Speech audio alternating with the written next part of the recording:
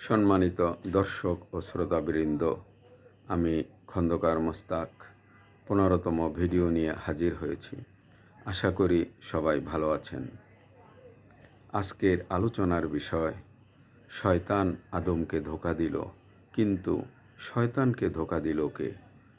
আজগুবি প্রশ্ন, কিন্তু না, যুক্তিসঙ্গত প্রশ্ন। উত্তর অবশ্যই আছে। সম্পূর্ণ ভিডিও দেখুন। বিসমিল্লাহির রহমানির রহিম।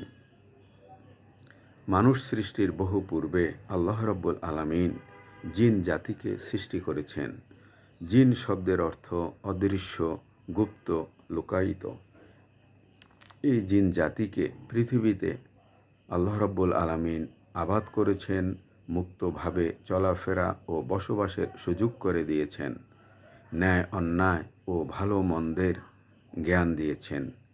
এই জিন জাতির এক বিশেষ সদস্য হল হজরত আজাজিল, যার অর্থ আল্লাহর আজিজ বা প্রিয়। সূরা আর রহমান আয়াত 15। তিনি জিনকে সৃষ্টি করেছেন ধোঁয়াবিহীন অগ্নিশিখা থেকে। সূরা আল হিজর আয়াত 27। আর জিন আমি তাকে আগেই সৃষ্টি করেছি আগুনের উত্তপ্ত শিখা থেকে। সম্মানিত শ্রোতাবৃন্দ, পৃথিবীর প্রথম মানুষ যাকে আল্লাহ রাব্বুল আলামিন পিতামাতা ছাড়াই সৃষ্টি করেছেন, তিনি হলেন পিতা আদম। এই আদম হলেন আল্লাহর সৃষ্টির এক শ্রেষ্ঠতম নমুনা। সূরা আর রহমান আয়াত 14। আদমকে তিনি সৃষ্টি করেছেন পোড়া মাটির মতো শুষ্ক টনটনে মাটি থেকে। সূরা 3 আয়াত 4। নিশ্চয়ই আমি মানুষকে সবচেয়ে উত্তম ও সুন্দরতম আকৃতিতে সৃষ্টি করেছি। সুপ্রিয় দর্শক শ্রোতা, মানুষ সৃষ্টির পর আল্লাহ রাব্বুল আলামিন ঘোষণা করেন, সূরা জারিয়াত আয়াত 56, আমি জিন ও মানুষকে সৃষ্টি করেছি এই জন্য যে তারা কেবল আমারই ইবাদত করবে, অর্থাৎ আমার আদেশ নির্দেশ পালন করবে, আমার আনুগত্য করবে। কিন্তু দুর্ভাগ্য, এই দুই সম্প্রদায়ের বিশেষ সদস্য ও প্রথম সদস্য উভয়ই আল্লাহর প্রথম নির্দেশ পালনে ব্যর্থ হন। সম্মানিত দর্শক শ্রোতা, ভাই বোন, বন্ধুরা, আল্লাহ রাব্বুল আলামিনের ইচ্ছায় আদম ও তার স্ত্রীকে জান্নাতে বসবাসের সুযোগ করে দেয়া হয়েছিল। সব কিছুর উপর অধিকার দেয়া হয়েছিল এবং সব রকমের সুযোগ সুবিধা দেয়া হয়েছিল, কিন্তু একটি মাত্র নির্দেশ দেয়া হয়েছিল যে বৃক্ষের কাছে যেও না বা বৃক্ষের স্বাদ গ্রহণ করো না। কিন্তু তিনি এই নির্দেশ পালনে ব্যর্থ হন। ফলে সব কিছু এলোমেলো হয়ে যায়, সব কিছু বদলে যায়।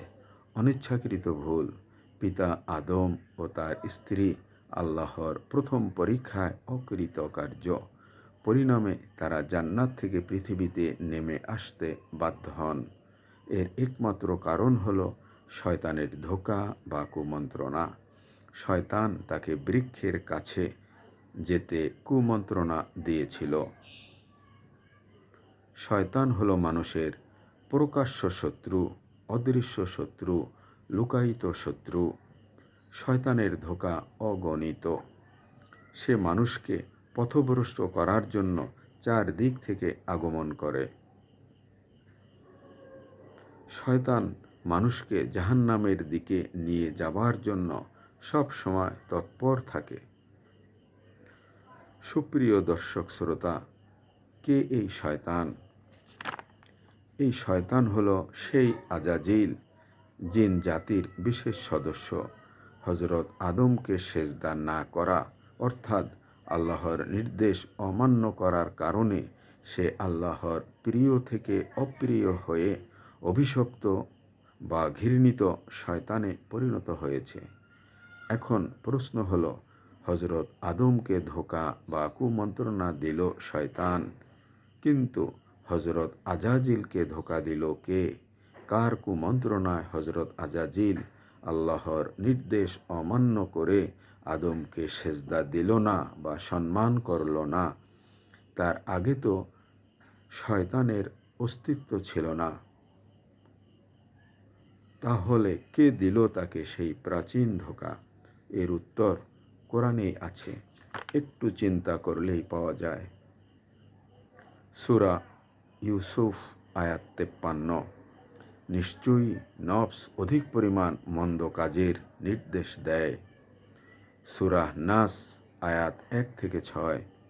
বলুন, আমি আশ্রয় চাই মানুষের প্রতিপালকের নিকট আত্মগোপনকারী কুমন্ত্রণা দাতার অনিষ্ট থেকে, যে মানুষের মনে কুমন্ত্রণা দেয়, জিনদের মধ্য থেকেও এবং মানুষের মধ্য থেকেও। এই আয়াতগুলি বিশ্লেষণ করলে বোঝা যায় বা বলা যায় যে জিন ও মানুষকে কুমন্ত্রণা দেয়, ধোঁকা দেয় তাদের নফস। আর এই নফসের ধোঁকা বা কুমন্ত্রণার কারণেই হজরত আজাজিল হজরত আদমকে সেজদা বা সম্মান করেনি। সুপ্রিয় দর্শক শ্রোতা ভাই বোন বন্ধুরা, জিন ও মানুষ উভয়ের মধ্যে রূহ ও নফস বিদ্যমান।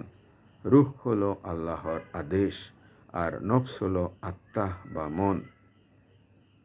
মানুষ যখন মারা যায় তখন রূহ এবং নফস দুটাই চলে যায়, আর মানুষ যখন ঘুমায় তখন শুধুমাত্র নফস চলে যায়। নফস হলো আল্লাহর বিশেষ সৃষ্টি। এর মাধ্যমে মানুষ ও জিনকে ভালো মন্দের জ্ঞান দেয়া হয়, মনের স্বাধীনতা, ইচ্ছার স্বাধীনতা, চিন্তার স্বাধীনতা দেয়া হয়। হাসরের ময়দানে প্রত্যেক নফসকে বিচারের মুখোমুখি হতে হবে। সেদিন প্রত্যেক নফস যা কিছু ভালো করেছে, যা কিছু মন্দ করেছে, সবই চোখের সামনে দেখতে পাবে। নফস একটি, কিন্তু তার বৈশিষ্ট্য তিনটি। নাম্বার 1, প্রশান্ত বা ধীর স্থির নফস। নাম্বার 2, আত্মভার্সনাৎ বা আত্মসমালোচনাকারী নফস। নাম্বার 3, মন্দপ্রবণ বা কুপ্রবৃত্তির নফস। এই নফস জিন ও মানুষের ভিতরের শত্রু। আজাজিলের নফস অধিক পরিমাণ মন্দপ্রবণ ছিল, তাই সে নফসের কুমন্ত্রণা, নফসের ধোঁকার কারণে স্বাধীন ইচ্ছা শক্তি প্রয়োগ করে নিজস্ব চিন্তা ভাবনায় অহংকারী হয়ে আল্লাহর নির্দেশ অমান্য করে বলেছিল, আমি আদমের চেয়ে উত্তম, আপনি আমাকে আগুন থেকে সৃষ্টি করেছেন আর আদমকে কাদামাটি থেকে। সম্মানিত দর্শক শ্রোতা ভাই বোন বন্ধুরা, আশা করি যুক্তিসঙ্গত উত্তর পেয়েছেন। পরিশেষে সকলের নিকট অনুরোধ, আসুন আমরা সবাই নফসের ধোঁকা থেকে নিজেকে রক্ষা করি। রাসূলের নির্দেশ মোতাবেক প্রতিদিন সকাল সন্ধ্যা সূরা ফালাক ও সূরা নাস পড়ি এবং রাসূলের সাথে সুর মিলিয়ে বলি, হে আমার প্রতিপালক, তুমি আমাকে সব সময় তোমার রহমতের মধ্যে রাখো এবং এক মুহূর্তের জন্য তুমি আমাকে আমার নফসের উপর ছেড়ে দিও না। সবাই ভালো থাকবেন, আবার দেখা হবে। আসসালামু আলাইকুম।